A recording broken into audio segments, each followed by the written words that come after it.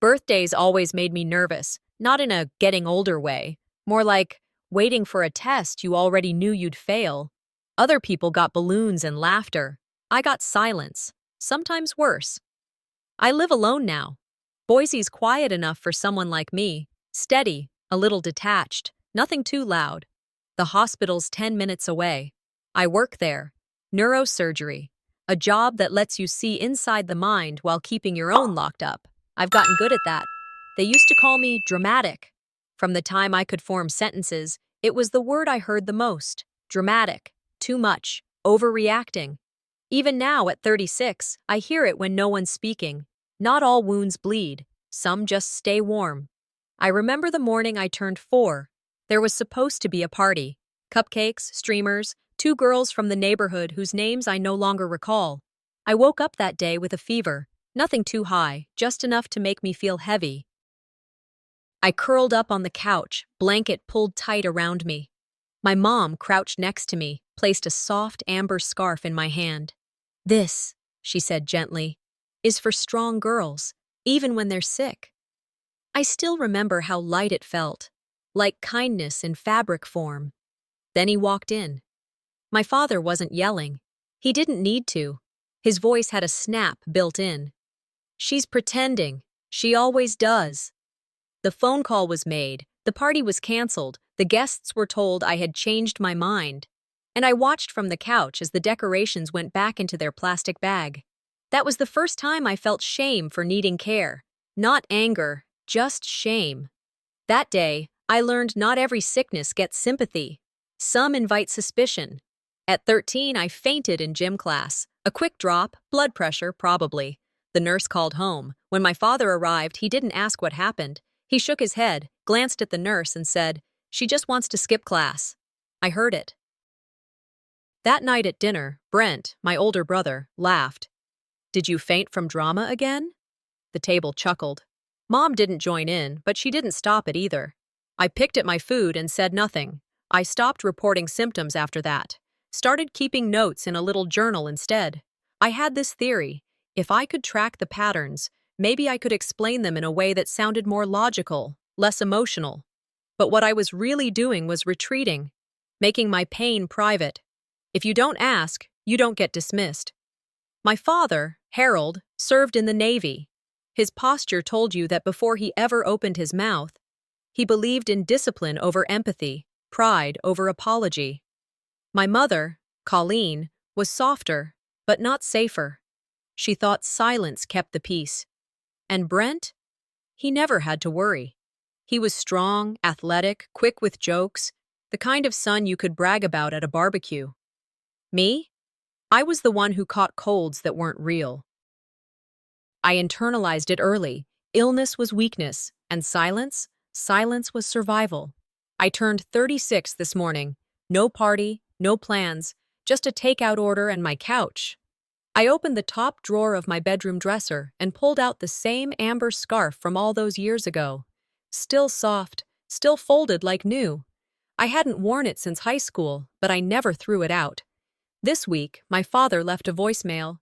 His voice still clipped after all these years. "Hope you're not making a fuss. It's just a cold, right?" I didn't call back. Dinner came. I ate in silence. I didn't even turn on the TV. Just sat with the scarf on my lap, folded and still.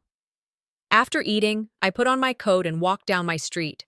The houses were quiet, porch lights flickering like tired eyes.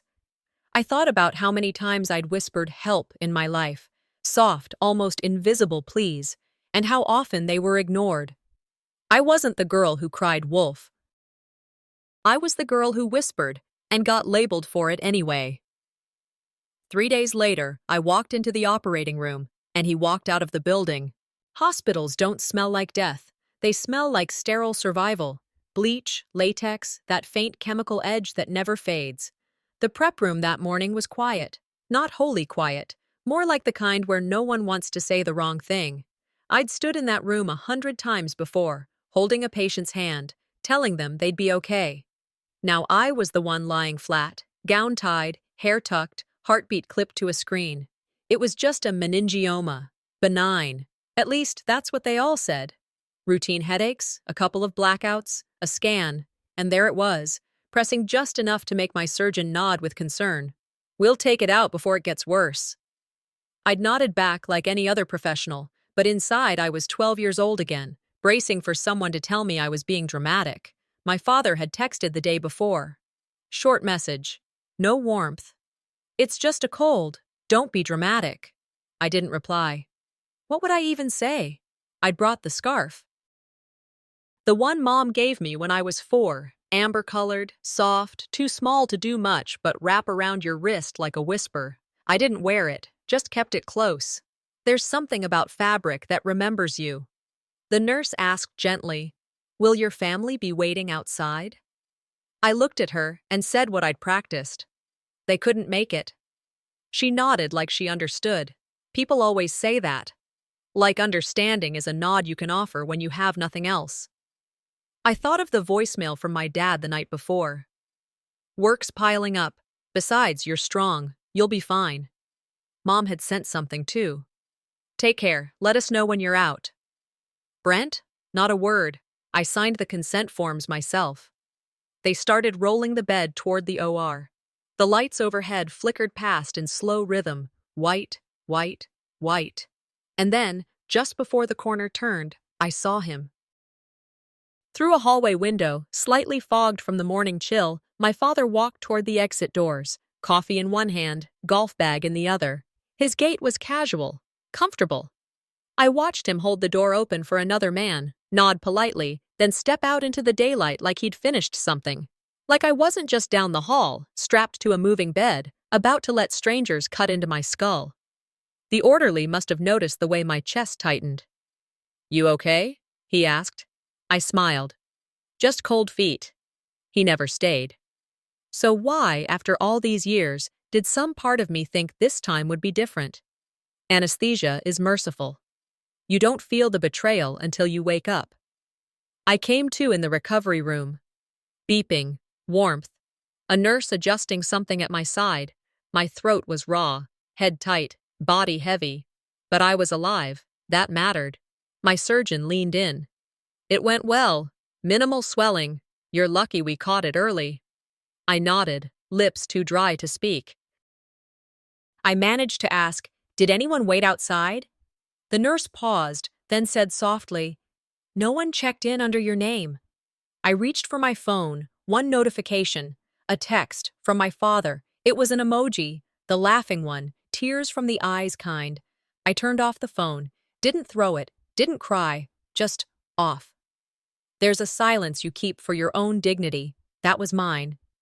The next morning, I shuffled to the bathroom, my IV still attached, my balance off. I stared at the mirror, pale, exhausted, a line of swelling along my temple, stitched and tender. I remembered every face I'd ever leaned over in this hallway, saying, "You're doing great. Almost done." No one said that to me. I pulled the lip balm from the tray, not because I cared how I looked, but because I wanted to feel something ordinary, the kind of routine you build when everything else feels like a question. "This wasn't a drama," I whispered. "It was survival, and I survived." Later, they discharged me. And the nurse smiled. "Is someone picking you up?" "No," I said. "I'll call a ride." I packed my things slowly. Overnight bag, discharge papers, a bottle of pills. As I stepped through the doors into the parking lot, wind brushed against my skin. I tied the scarf around my wrist. It was a quiet act, like hanging your name back on the door after someone took it down. Not dramatic, just mine. I wanted to believe that was the worst it would get, that I'd already paid the price for needing too much. Recovery is quiet, too quiet, when you're the only one listening. After the surgery, the days blurred together. I stayed home, ate soft foods, kept my head elevated, took the pills when I remembered to. The real pain didn't sit behind my stitches. It settled deeper, somewhere words don't reach. Nobody called, not once. No flowers, no cards. Just silence. Except for Dr. Reed. She showed up with soup and that same steady gaze she always had in the OR. She didn't ask how I was feeling. She already knew. She just sat next to me in that old green chair, sipping slowly, like silence had its own rhythm. I kept checking my phone, like some message would crawl through eventually. Brent? Nothing. Mom had texted, "Hope you're resting," with a thumbs up emoji. That was it. I thought about the moment I saw Dad walking out of the hospital, golf bag slung across his shoulder like it was any other Thursday. And the more I thought about it, the more it calcified inside me, harder than bone, colder than anything the autumn air could throw. When someone's absence stretches long enough, you start writing their excuses for them, just so the silence doesn't feel like a verdict. The bill came on a Tuesday. Plain envelope, hospital return address. I opened it with the same numb hands that had once signed medical waivers for strangers. There was a gap, 12 grand not covered by insurance. It wasn't a mistake, it was reality. I'd assumed, foolishly, that my father had taken care of the supplemental forms. We'd talked about it once, months ago. He said, "Send it over, I'll look at it." That was the last mention of it. I called the billing office. They were kind, too kind. "Actually," the woman said, "Dr. Miriam Reed signed the emergency proxy. She handled the gap." Dr. Reed had signed it, not Harold, not Colleen, not Brent. I stared at the paper, at the column that said guarantor. His name wasn't there, not once. No signatures, no phone number, just blank. It wasn't about the money. I didn't need it. What I needed, what I'd quietly hoped for, was some sign he'd shown up on paper, even if not in person. But no. Just like the OR, he'd walked the other way. That night, out of boredom more than curiosity, I opened the family group chat. I hadn't looked at it in months. Most of the time, it was pictures of Brent's kid, chain prayers from some aunt, or Harold's forwarded news links. A new picture had been posted. Thanksgiving dinner. Brent, Colleen, Harold, in a knit sweater. Warm light, roasted turkey, clinking glasses, smiles. The caption from my mother, "Family is everything, just not everyone fits." I read it twice, then I checked the timestamp. November 21st, one day before my surgery. No mention of me, no reference to the hospital, no plate left out. They hadn't forgotten me. They'd just moved on. I saved the picture, not for nostalgia, for clarity. I started keeping a log. I noted the messages, or lack of them. Every skipped call, every appointment missed, every time someone in that family made me feel like asking for help was somehow selfish. I wasn't plotting revenge. I was building proof. Quietly, slowly, a different kind of preservation. When Dr. Reed visited again, she brought lemon tea. She always brought something warm. I showed her the photo. She sighed, then looked me dead in the eye. "They chose their comfort," she said. "You get to choose your peace." We didn't talk much after that, but we did sit for a while, and I asked her about medical proxies, hospital rights, patient support systems. She knew where I was going. "Your family may be tradition," she said, "but that doesn't make them your legacy." That sentence stuck. That night, I opened my laptop and typed 5 words into a blank document.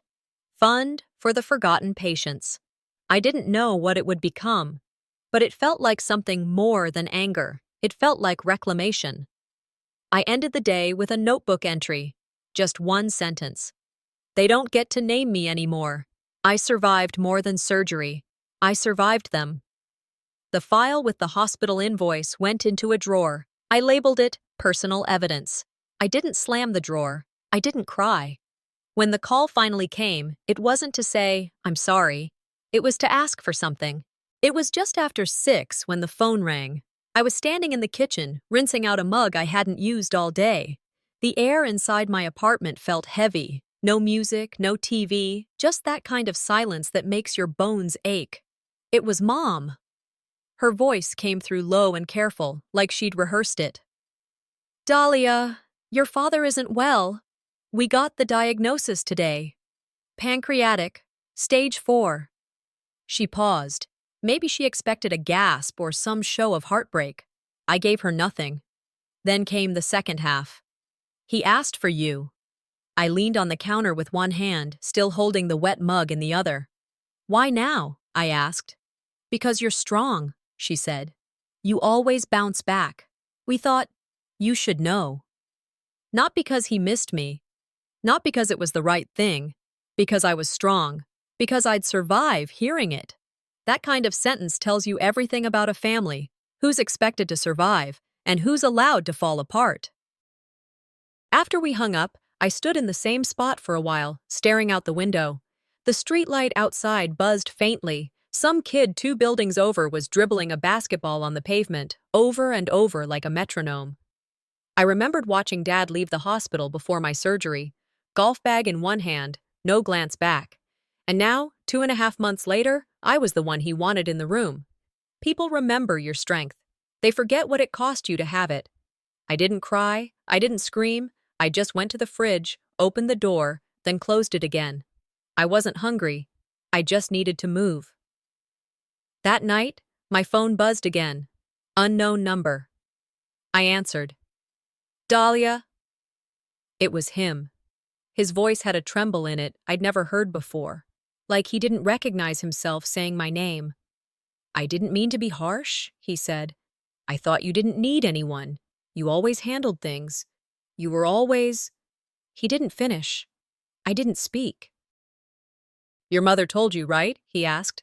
I kept my silence. I'm scared, he said. I don't want to go through this alone. I looked at the scarf on my nightstand, still folded, like always. He left me with a tumor, I wrote later in my journal. Now I'm supposed to hold his fear? I didn't answer him that night. I didn't hang up either. I let the line go dead on its own. The next morning, I called Dr. Reed, not because I needed comforting, but because I needed a compass. There's no prize for being the bigger person, she said, if you bleed out doing it. I told her about the call, about what he said, about what I didn't. Does that make me cold? I asked. Maybe, she said. Or maybe it just means you're healed enough to stop volunteering for hurt. We talked about the logistics, chemo, survival rates, appointments, the kind of conversation you have when your emotions are behind a locked door and only facts are allowed in. Be careful, she added before we hung up. Guilt is a sharp tool in the hands of the weak. That night, I sat down at my desk, pulled out a blank piece of stationery, and wrote a letter. Dear Dad, you left me in the operating room. I never left you, not really. But I also won't run toward people who walk away when I'm open. This isn't anger. This is clarity. I folded it once, clean and precise. I didn't mail it. Not yet. But I kept it. Some things are better said for yourself, not for the person they're about. I ended the night sitting on the floor, back against the wall. No music, just breathing. The scarf sat next to me, untouched. I didn't need it to remind me anymore. I wasn't at peace, but I wasn't waiting, either. I didn't slam the door, I whispered. I just stopped opening it. 3 days later, the lawyer's envelope arrived, and with it, the erasure I hadn't seen coming. I knew something was off the moment I saw the envelope. No return address, no markings, just my name, typed in a font too formal for anything casual. It had come through certified mail, signed for by my building's front desk. I brought it in with the rest of the junk, set it on the kitchen counter, and stared at it for nearly an hour before opening it. Inside was a scan of a legal document. My father's updated will. It wasn't supposed to come to me. The email attached showed it had been accidentally sent to my old account from the law firm I interned at in college. Still linked, still watching. I wasn't just missing from the document. My name had been replaced, entirely, with Brent's. Harold Jurvetson had filed it 5 years ago. There was a short note from the estate attorney stapled to the top. Filed May 22nd, finalized same day. I didn't feel shock. Not really, just a hollow tightening in my chest. Not like something was breaking, but like something had finally stopped pretending it worked. Page 2 cut deeper. Dahlia Jurvetson has consistently demonstrated emotional instability and cannot be trusted with long-term financial assets. That sentence hit like no scalpel ever had. I remembered a line Dad used once, years back. He'd been half joking over beers with Brent. You invest in outcomes, not feelings. I had been a feeling. I read the will 3 times. Once out of instinct, once out of fury, and once more, slowly, as if reading the fine print of my own invisibility. I printed 2 copies, one for the file, one to remind myself what clarity looks like in black ink. I didn't shred it, didn't throw it across the room. I filed it. That felt more permanent. Sitting on the edge of my bed, I let my mind wander back to a conversation we'd had 5 years ago. Me and Dad. I'd asked him for help applying to a fellowship. Medical research. A chance to contribute to real work in neurology. He said the family was in a tight spot, couldn't swing it, said it wasn't the right time to chase dreams. That same year, Brent got a 6-figure check to start his tech company, apps for productivity, discipline, and accountability. A tool built on everything I was told I lacked. I found out about the investment by accident, scrolling through a local business feature. Brent's picture. Dad in the background at the launch event, smiling like the world finally made sense. At the time, I swallowed it, told myself I was being too sensitive, that maybe Brent's thing was more stable, more practical, that maybe Dad had his reasons.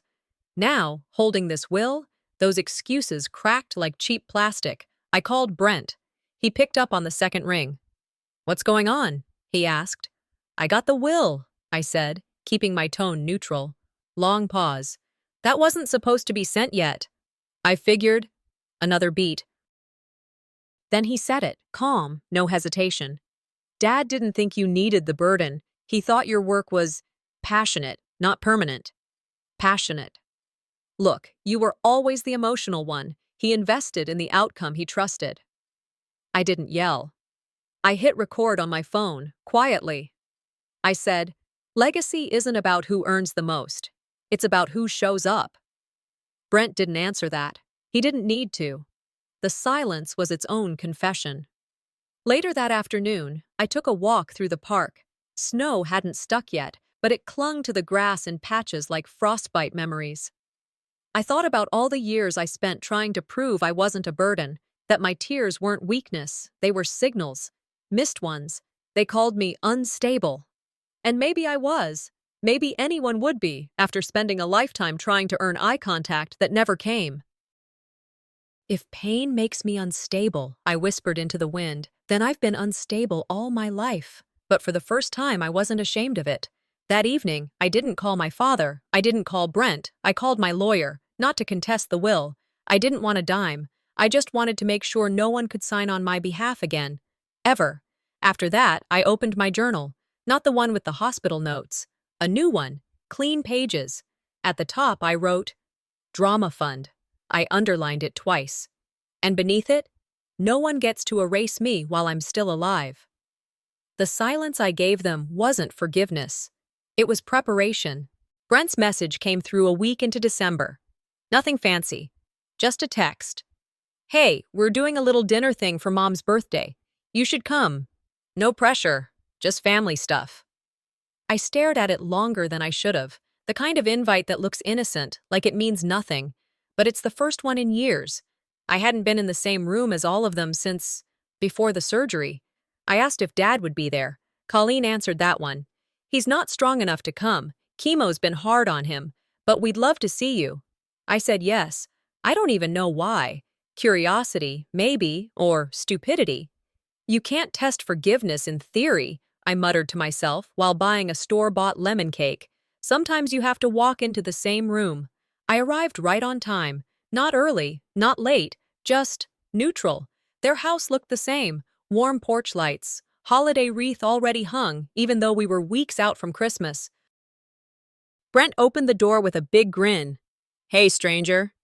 I stepped in, handed him the cake. "For Mom." Inside, it felt like a scene preserved in wax. Colleen laughing too brightly, Brent's wife refilling wine glasses, Elijah playing with some tablet on the couch. Conversations bounced around like tennis balls avoiding the net. Light, harmless, and deliberately hollow. Nobody asked how I was doing. No one brought up the surgery, or the will, or anything real. There was a slideshow playing on the TV, family photos, school plays, old trips to the lake. I sat down, watching it for a while. Then I realized something. I wasn't in a single photo. Not one. There were pictures from events I'd attended. I remembered being there, but it was like I'd been photoshopped out after the fact. And maybe, in a way, I had. Elijah plopped down next to me, grinning with that oblivious sweetness only kids have. "You're a doctor, right?" he asked. "Yeah," I said, sipping water. "So, Why didn't you help Grandpa when he got sick? The room fell silent. Not crashed glass silent, just pause and pretend it didn't happen silent. Brent forced a chuckle, stood up. Hey, buddy, come help me grab some napkins. But I kept looking at Elijah. Not mad, not even hurt, just struck. Because it was a fair question from a kid. I thought, because he didn't ask me to, because I stopped begging to be included. Out loud, I said, doctors don't treat people who pretend they don't exist. And that was the only true sentence said at that dinner. I excused myself a few minutes later and went to the upstairs bathroom, locked the door, leaned over the sink. My eyes were red, but not crying. My fists clenched so hard, the nails marked my palms. The image of my father walking past the OR door played again. That moment when he didn't look back, that shrug, that casual dismissal. I took out the lipstick I'd thrown in my bag before coming. Same shade I wore after surgery. I put it on slowly, like armor. Then I washed my hands, smoothed my hair, stepped back out. I helped clear the dishes. Quiet, graceful, checked out. When it was time to go, I hugged Colleen. She whispered, "Thanks for coming. I know you're busy." Busy, like that's why I'd been gone. Brent walked me to the door. "I think things are getting better, right?" he asked. I looked at him, not angry, just done. "Sometimes what gets quieter isn't peace," I said. "It's distance." I walked out with the empty cake container under my arm and didn't look back. In the car, before I even pulled away, I opened my phone, hit record, and whispered into the voice memo app. "They're not hurting me anymore. They're just not healing with me." Back at home, I pulled out my journal, wrote just one sentence at the top of the page. Elijah didn't ask to echo their silence, but he did. And that's what made it hurt. Then I drew a line down the center. Left side, memory. Right side, reality. I started listing names under each. They didn't match. At the bottom of the right side, I circled one word, survivor, and I underlined it twice. The next time my name showed up in the house, it wasn't from their mouths. It was on a lawyer's envelope they didn't expect me to read. The text from Mom came just after dinner. I was rinsing out my plate, thinking about nothing in particular, when the phone buzzed against the counter. I dried my hands before picking it up. Dad is making a speech at the reunion. He wants to apologize. Says he wants people to hear it. I didn't reply. She didn't ask if I'd attend, just assumed I'd care enough to know. I didn't go. I didn't even pretend to consider it. I went for a walk that night instead. Cold air, no gloves, coat zipped high. I walked until my legs stopped aching and my mind got quiet. The next day, a video came in from a cousin I barely speak to. "Thought you might want to see this." It was shot in Brent's backyard, white tent, folding chairs, the kind of event where no one wears their good shoes. Harold stood up slowly, holding a wrinkled sheet of paper with trembling fingers. His voice was weaker than I remembered, but the cadence was still his. "I failed my daughter," he said. I thought silence was strength. I was wrong. I paused the video halfway through. I didn't need to see the rest. I wasn't curious about whether he cried or if people clapped. That speech wasn't for me. It was for everyone else. The apology was performance. I'd lived the rehearsal long enough to know the difference. That evening, I sat at my desk and pulled out a note card. Just one. I wrote, "I wasn't absent to punish anyone.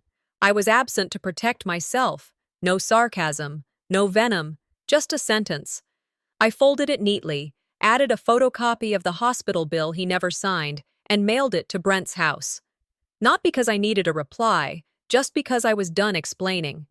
2 nights later, while scrolling through messages on my phone, a new text came in. It was from Rachel, one of our cousins, someone I hadn't spoken to since before college. It said, "She's just milking it, always has. Even her surgery was a drama script." Before I could react, another one followed. "Oops," meant that for Brent. I stared at the screen. There it was, cleaner than any courtroom testimony. They weren't confused. They weren't uncertain. They knew exactly what they thought of me. They just usually kept the volume down. I didn't reply. I didn't forward it to anyone. I screenshotted it, saved it in a folder I called Evidence They Wrote Themselves.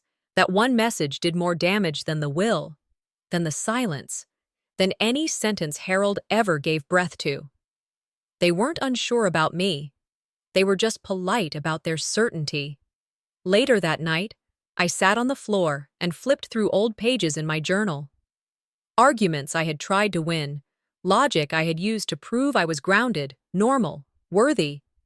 All of it felt ridiculous now. If someone can look at your scar and say it was self-inflicted, I wrote, they were never looking to understand. That was the moment I cut the final thread of obligation. No more justifying. No more clarifying.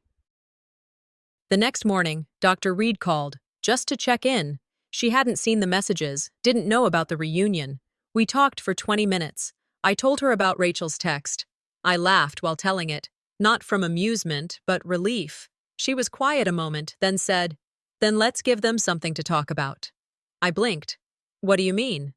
How about a foundation named after their favorite insult?" The pause stretched. I smiled.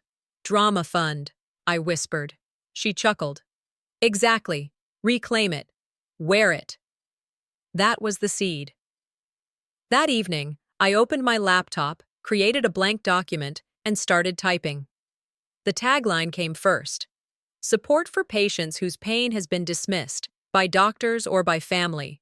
Then the structure. Submission form, contact info, story archive.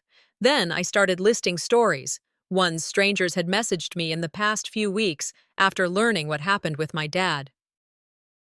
The ones who said, "No one believed me either," or, "I didn't even tell them I was sick, I knew how it would go."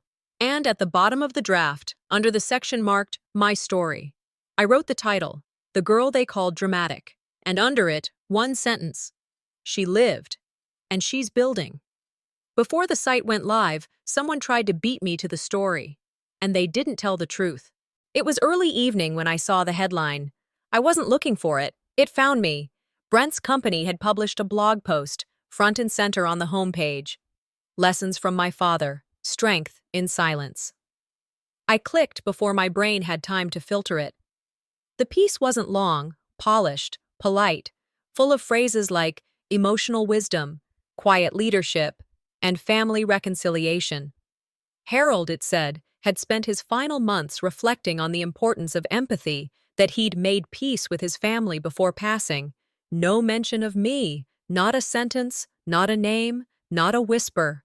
Brent's post ended with a photo, Dad and him at the company's launch, clapping together, proud smiles locked in place. The comment section was filled with praise. What a tribute. Such a beautiful reminder of what really matters. Forgiveness is powerful. I stared at the screen. My stomach didn't twist. My hands didn't shake. I just went still. Like a surgeon waiting for the bleed to show, so this was the story they chose to print. Not mine, theirs. I walked into the kitchen, poured water, didn't drink it, just stood there. The image from that family dinner weeks ago came back. Table full of small talk, smiles, and deliberate silence. No one had mentioned the surgery, or the will, or the hospital bill. The air had been clean, too clean. The table where no one spoke my name had become the echo room for their comfort. I wrote that down. First line of my response. Dr. Reed had written me a letter a few weeks back, unsolicited, just a gesture of grounding. She wrote, "To anyone who questions Dahlia Jurvetson's character, professionalism, or strength, I offer my name in full." She did not ask for validation. She earned it. I asked her permission to post it. She said yes without pause. I pinned it as the top comment on the new site I'd been building. Then I uploaded a small library of anonymous patient stories, people who had been doubted, dismissed, ignored, people who knew what it felt like to be told, "It's just anxiety," or "Stop making things bigger than they are." One tagline ran across the top of the page. "We don't just heal bodies, we rebuild truths." The name was already decided. Drama Fund. The launch article went live the next morning. Title: The Silence They Called Stability. It was calm.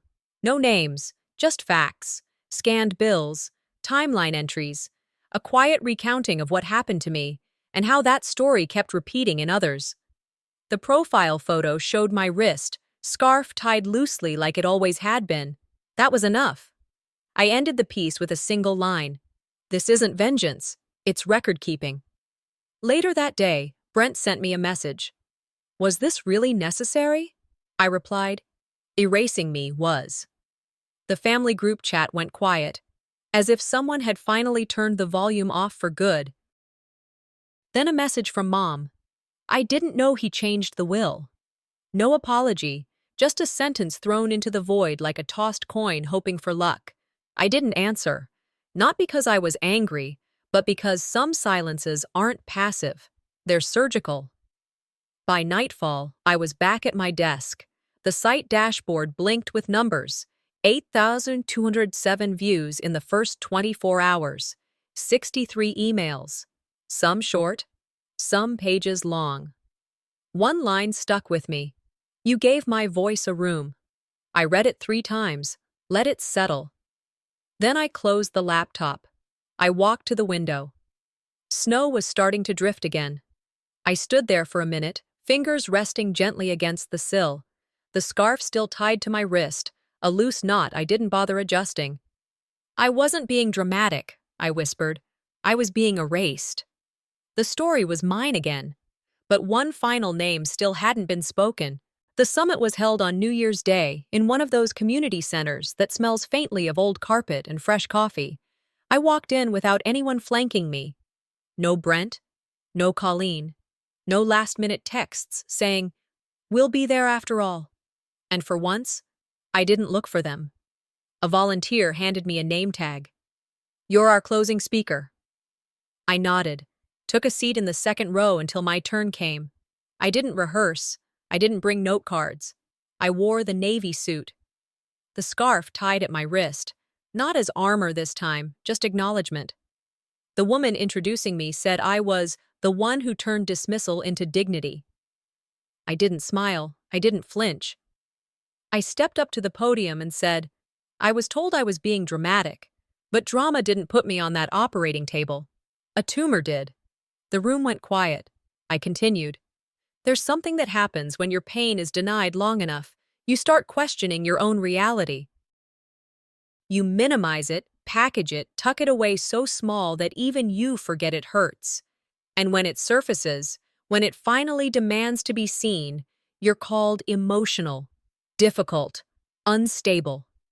I paused, then added, some wounds don't bleed. They echo, especially when no one believes they exist. I didn't list names. I didn't point fingers. I just told the truth. And when I got to the part where people expect you to return love after they've erased you, I said, he died thinking silence was strength. I live knowing that voice is survival. I stepped down. The applause didn't come right away, but when it did, it came like a slow swell. Not polite, not performative. It came like breath, like release. A journalist from the local paper stopped me after. She said, your line about survival, can I quote you? I nodded. The article went live the next day. Headline, Mic off, truth on. 3 days later, I visited the community center. The Drama Fund had its own bulletin board now, taped up notes of gratitude, pictures, a printout from the summit. In the middle, someone had left a card. Because of you, I didn't quit. I added my own next to it. Simple handwriting, black ink. Don't apologize for needing help. Apologize if you knew someone needed you, and you did nothing. I walked away slowly. The scarf trailed behind my hand as I let the door swing closed behind me. That night, I found a letter in the back of my drawer. One I wrote to myself months ago, when everything was fogged with doubt. Dear me, you are not fragile. They just couldn't carry you. You're not broken. You just stopped pretending their silence was enough. I didn't cry when I read it. I folded it back up, placed it inside the envelope that once held my hospital invoice. It didn't need mailing. It already served its purpose. The following morning, I took a call from a woman I didn't know. She had found the Drama Fund website. Her voice trembled. I went to the doctor, and he said it's probably just stress.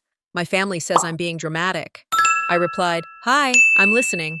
While she talked, I closed my eyes and rested my fingers on the faint ridge of my scar. This wasn't about being heard anymore.